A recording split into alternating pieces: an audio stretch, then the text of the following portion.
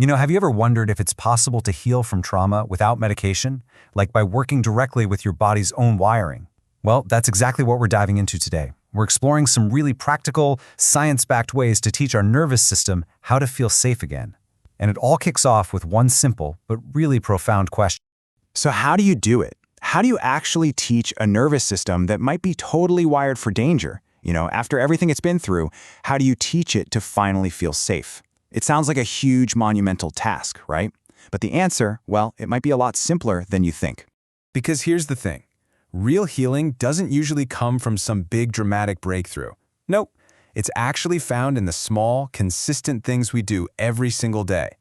It's all about building a new foundation, really, one tiny moment at a time.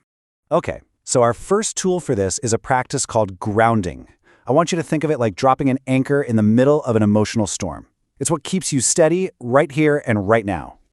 Now, grounding isn't about ignoring what you feel, not at all. It's about intentionally pulling your focus away from all that internal chaos, the anxiety, the racing thoughts, and putting it on the real, tangible things in your surroundings. This simple shift sends a powerful signal of safety to your nervous system. You're basically helping your brain switch gears from its reactive fear center to its calm thinking center.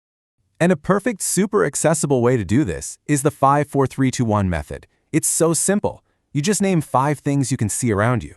Then 4 things you can physically feel, like the chair you're sitting on or the fabric of your sleeve. Then 3 things you can hear, 2 you can smell, and finally 1 thing you can taste. It doesn't require any special equipment, just a few moments of your attention to really anchor you in the present. All right, our second technique builds right on top of that foundation, gentle movement. And this is all about reclaiming your own body as a safe and trustworthy place to exist. Man, this idea is just so powerful because trauma is often stored in the body, right? It can create this feeling of disconnect, like your body isn't really yours. Gentle movement isn't about some grueling workout. It's a way to start a conversation with your body again, to help it remember that it can also be a source of safety and comfort. So, the most important thing here is the intention. This isn't about hitting the perfect yoga pose or being super flexible. It's about focusing on the sensation of a stretch, listening to what your body is telling you it needs, and gently reminding yourself that you're in control. This lets your body safely release all that stored up stress, that fight or flight energy that might have gotten stuck, and it just calms your whole system down. Okay, for our third technique, we're shifting from the physical to the narrative with expressive writing. This is an incredible tool for taking all those tangled up emotions inside and giving them some structure, some meaning. Just think about the transformation that happens here. On one side, you've got what we can call emotional chaos, that messy, overwhelming, shapeless feeling that can just completely take over. But when you start to write, you can begin to shape it into an actual narrative, a story with a beginning, a middle, and an end.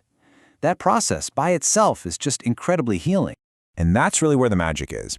By creating a story, you're not changing the past, but you are changing your relationship to it. You're basically using the logical language part of your brain to make sense of the powerful emotions and memories stored in the other part. This helps you go from feeling like a passive victim of these huge feelings to being the author who can actually make sense of your own experience. So as we start to pull all this together, you can see we've laid out a pretty clear and accessible pathway. These aren't just complex theories. These are real, practical, everyday tools you can use to build a new neural pathway, a pathway to peace. So here it is, your daily toolkit. You've got grounding to calm your nervous system right in the moment. You've got gentle movement to safely release stress from your body, and you have expressive writing to organize your thoughts and make sense of it all.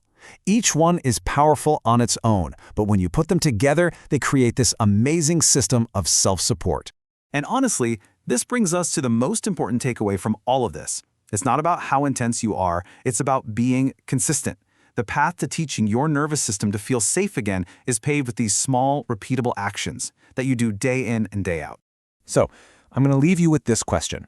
Don't worry about tomorrow or next week. Just thinking about what we've covered, what is one small thing, one simple, totally achievable action that you can do to feel just a little bit safer right here, today?